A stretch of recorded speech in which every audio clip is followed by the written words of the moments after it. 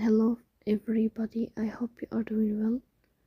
Today we'll talk about how to fix or how to solve the problem of DropBox. We click on settings, then we click on apps, default apps, app settings.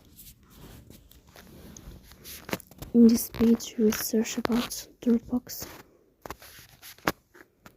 Here we click on first stop and we click OK. Then we'll enter to storage. Here you click on clear cache. Then we click on first stop on the Play Store. Here you will search about DropBox. And then you will update your app if you find update here. So please don't forget to support us by like and subscribe. See you next time.